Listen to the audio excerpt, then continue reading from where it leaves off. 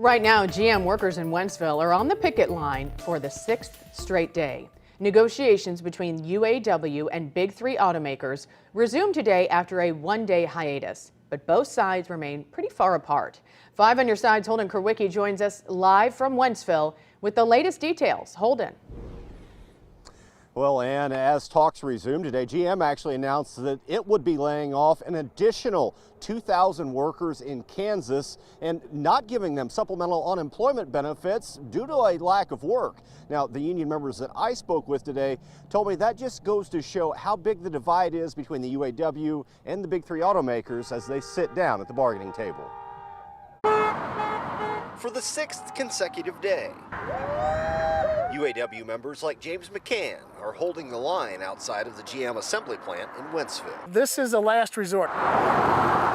As cars continue to pass the picket lines, Elizabeth McCrae says it's a subtle reminder that things should have never got to this point between the UAW and the Big Three automakers. Negotiations started a couple of months ago and it should have been taken care of. The UAW has remained steadfast in its demands of a 40% pay increase, a 32-hour work week, and a fully funded pension for union employees. 2008 contract, there was a lot of concessions made by the union to help the companies become profitable again. With the companies saying that if you take these concessions now, we'll give them back to you when we're profitable again. Those incentives needs to come back. The Big Three have been more profitable in the last 10 years than they ever have been. GM President Mark Royce is firing back against those claims in a newly published op-ed calling the UAW's demands untenable after the automakers offered a 20% increase in pay, an unconditional 6.4% 401k contribution for all employees, and more jobs as they beef up production of electric vehicles.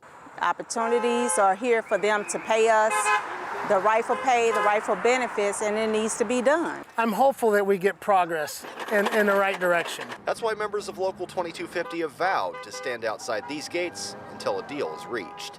Well, you have to get tough.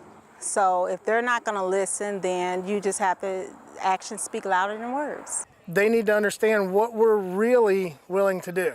And we'll be out here for as long as it takes, you know.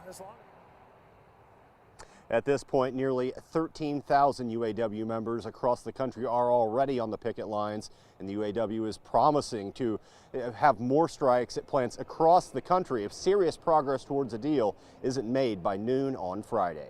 Reporting live in Wentzville, Holden Kerwicki, 5 on your side.